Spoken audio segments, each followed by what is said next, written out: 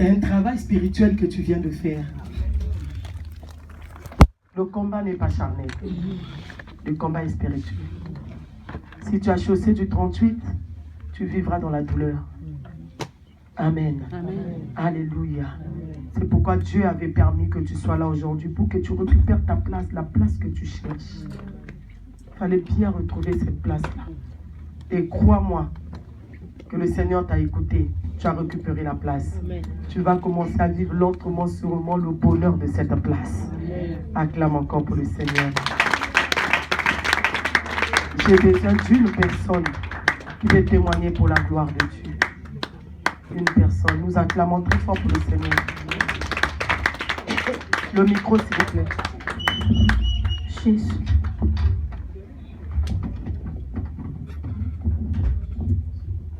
Peuple de Dieu, bonjour. Je suis dans la joie d'être là. Et tout à l'heure, quand on priait, maman, il a dit une chose. Que remercie le Seigneur s'il y a quelque chose en toi que tu reconnais que Dieu a enlevé en toi. Et je me suis revue quand j'étais auprès de mes parents. J'étais vraiment très, très colérique. Quand ma mère, mon père m'engueulaient, je ne pouvais plus les parler. Je ne mangeais presque plus, mais si que ma mère ne m'abordait pas, je ne pouvais pas manger. Mais je ne les parlais pas. Jusqu'à ce que je suis arrivée en France. Et je me souviens toujours, ma mère me disait, il ne faut pas taper tes sœurs. Tu sais, les enfants sont difficiles, maman. Mais je ne comprenais pas. Elle me disait, même si je ne suis pas là, chez nous on dit bantelele. C'est quand quelqu'un meurt, il y a des trucs, des termites qui font tch. Ma mère, elle me disait, même eux, ils me témoigneront. Tu verras que c'est difficile. Et tout à l'heure, je me suis remis. J'ai dit, c'est vrai.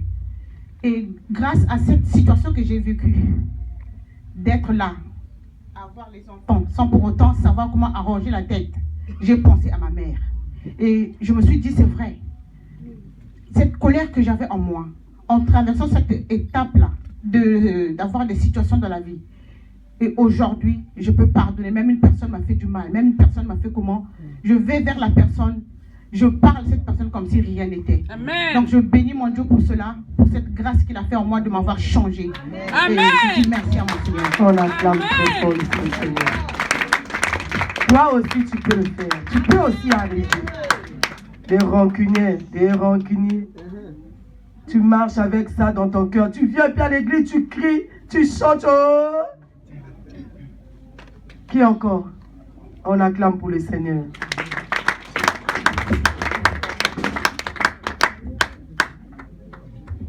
Shalom. Je viens rendre gloire à Dieu aujourd'hui parce qu'il a beaucoup fait dans ma vie. Le témoignage de la maman m'a touchée. La Bible dit que le cœur de l'homme forme beaucoup de projets, mais ce sont les desseins de l'Éternel qui s'accomplissent. Vendredi, c'était mon anniversaire, j'ai eu 30 ans. Et ces dernières années, j'avais fait beaucoup de projets. J'ai béni le Seigneur que ce soit ces projets qui se soient accomplis dans ma vie. La maman, elle a parlé de la colère. Moi, il y a 4 ans, j'ai été très en colère et j'ai mis 5 coups de couteau à une personne. Et j'ai été arrêtée pendant 4-5 jours, j'ai été jugée, j'ai pris de la prison ferme. J'ai pris des travaux d'intérêt généraux, des amendes. Mais quand je me suis à cause de la colère. À cause de la colère. Et quand je me suis rendu compte de ce que j'avais fait, après avoir fait tout ça, c'est redescendu. Et je me suis rendu compte que je n'avais plus rien en fait. J'étais terrorisée.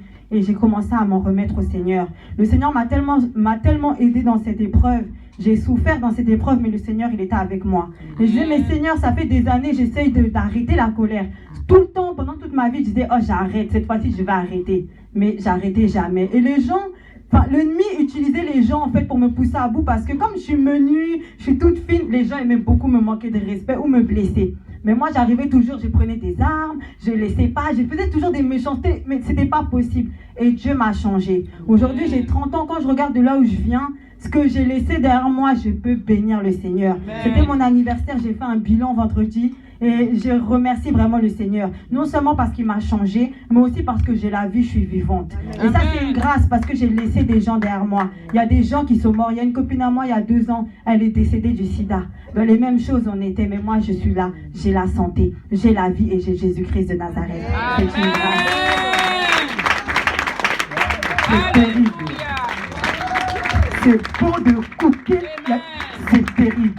Il n'y a que Jésus-Christ de Nazareth qui peut le faire. Toi aussi, tu peux changer. La sœur, c'est toi. Le frère, je m'adresse à toi. Tu Tu peux aussi changer, tu peux aussi prendre la décision. Jésus est là, il est prêt de le faire dans ta vie. Ouvre-le seulement ton cœur, il le fera. Une dernière personne. Acclame pour le Seigneur. C'est merveilleux, c'est merveilleux. Jésus-Christ est Seigneur. Si Dieu a fait dans la vie de l'autre, il peut aussi le faire dans ta vie. Et là où quand tu écoutes les autres comme ça, toi aussi commence à parler au fond de toi. Moi aussi je peux abandonner. Tu prends la décision, Dieu t'aide. Regardez la colère, là où la colère a emmené notre sœur. On acclame pour le Seigneur, une dernière personne. Dieu peut le faire, il est capable, notre Dieu. Shalom. Shalom. Je suis vraiment dans la joie quand je vous vois comme ça. Parce que il y a 3 ans de cela, j'étais le maître de Paris, des boîtes de nuit. Le maître. Je tournais bien en boîte. Donc quand je vois quelqu'un qui vient à l'église aujourd'hui et puis il retourne encore en boîte, c'est que tu n'as pas rencontré Jésus. Un homme qui rencontre Jésus, il ne peut pas retourner encore en boîte de nuit, c'est qu'il y a un problème. J'ai tout laissé. Quand tu iras sur YouTube, tu me vois dans les boîtes de nuit. Je suis sur YouTube, tu me vois dans les boîtes de nuit. Avant. Ça c'était mon avant de Herman.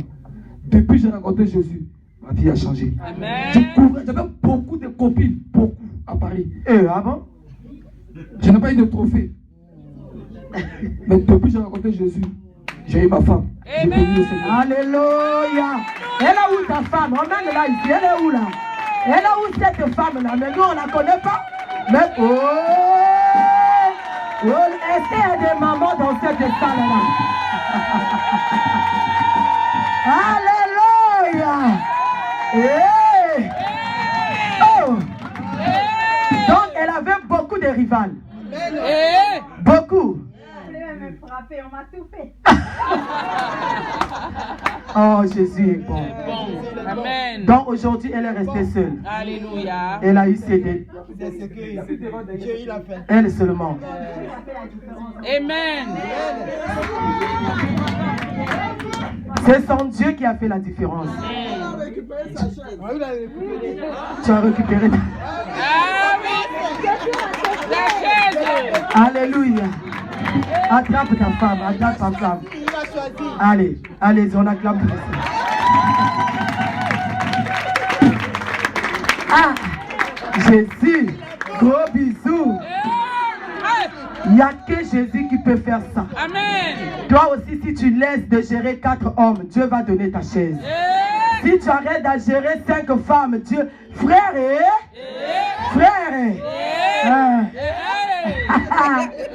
arrête de gérer 4 femmes, Dieu te donnera ta chaise. Sûrement ta chaise est quelque part. Amen. Arrête l'impudicité, tu vas aller à l'enfer. Arrête la fornication, tu iras à l'enfer. Amen. C'est possible. C'est beau d'écouter des témoignages comme ça. Donc Dieu les a ramassés quelque part, Dieu les a unis. Il y a ta chaise quelque part. Il suffit d'abandonner la chaise de l'autre pour que tu récupères la tienne. Est-ce que tu peux te mettre debout là où tu es? Jésus-Christ est Seigneur. Il est Seigneur.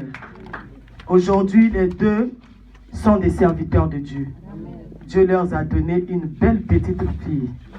Amen. Amen. Tout le monde se met debout, même les femmes enceintes, les bébés.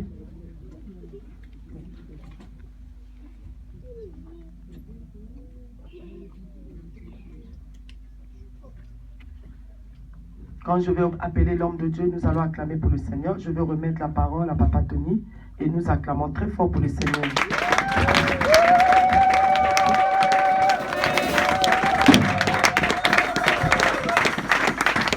Alléluia.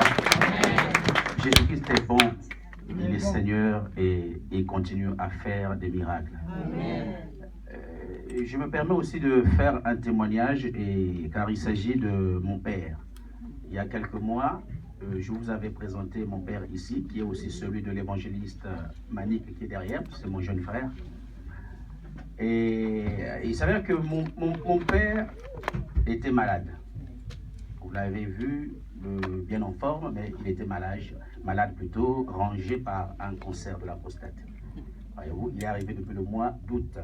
Et aujourd'hui, où je témoigne, il est complètement guéri. Guéri, totalement guéri. C'est un grand témoignage. Quand nous pensons que même ici ou partout ailleurs, des hommes sont en train de mourir à cause de cette même pathologie, mais Dieu a fait grâce à mon père. Amen. Il a guéri du cancer de la prostate. Voyez-vous? Et donc là, demain, lundi, il va rencontrer le professeur qui va lui octroyer l'autorisation de rentrer en Afrique. Alléluia. Alléluia. La Bible dit que dans Luc 1,37 que car rien n'est impossible à Dieu. Amen. Et Marc 9,23, tout est possible à celui qui croit. Amen. Crois simplement. Cela sera possible. Alléluia. Est-ce qu'on peut acclamer pour ici?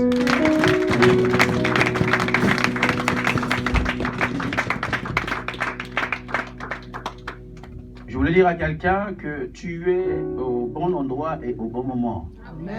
À l'endroit et au moment que Dieu avait établi depuis la fondation du monde. Alléluia. Amen. Et assurément ce soir, tu as reçu quelque chose et au travers de cette parole, tu recevras davantage. Nous allons prendre nos Bibles rapidement, s'il vous plaît.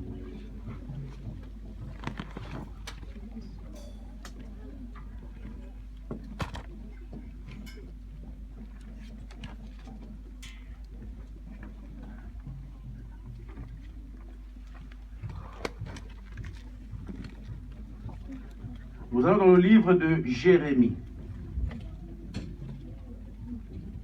Jérémie chapitre 1. Nous attendons que tout le monde soit à la page. Jérémie chapitre 1.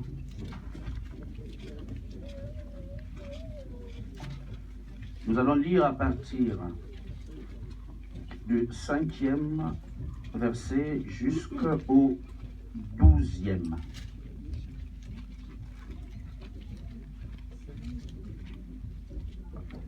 Jérémie chapitre 1, de 5 à 12. Saint-Esprit, nous te confions ce moment, ce privilège que tu nous accordes d'être dans ta présence et d'écouter ta parole. Saint-Esprit, que je me taise, que je diminue, afin que toi seul croisses et que toi seul parles à ton peuple. Oui, Saint-Esprit, au travers de l'homme, c'est toi qui parleras à ton peuple, Papa. Car c'est par toi et par toi seul que les hommes ont parlé de la part de Dieu. Je prie que le cœur d'un homme et d'une femme soit disposé, fertilisé à recevoir cette parole comme une semence et qui assurément germera et produira des fruits. Dans le nom glorieux de Jésus-Christ. Amen. Amen. Jérémie chapitre 1, de 5 à 12, est-ce que quelqu'un peut lire? Lisons la parole de Dieu. Amen. Jérémie chapitre 1, verset 5 au verset 12. Avant que je t'eusse formé dans le ventre de ta mère, je te connaissais. Et avant que tu fusses sorti de son sein, je t'avais consacré. Je t'avais établi prophète des nations.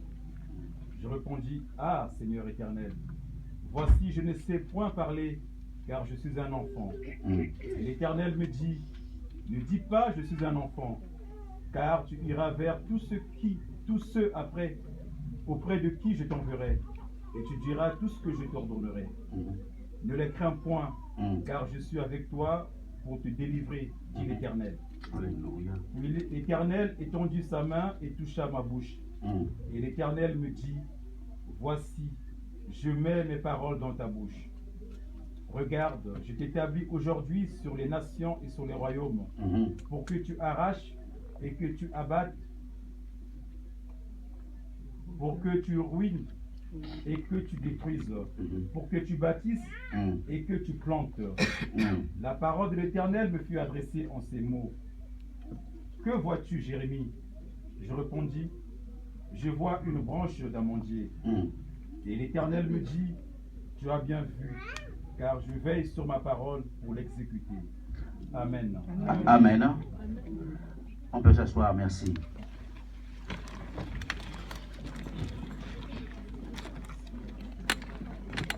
Alléluia. Amen. Je te prie d'être très attentif à ce petit enseignement ou sinon cette petite exhortation par rapport au temps qui nous reste.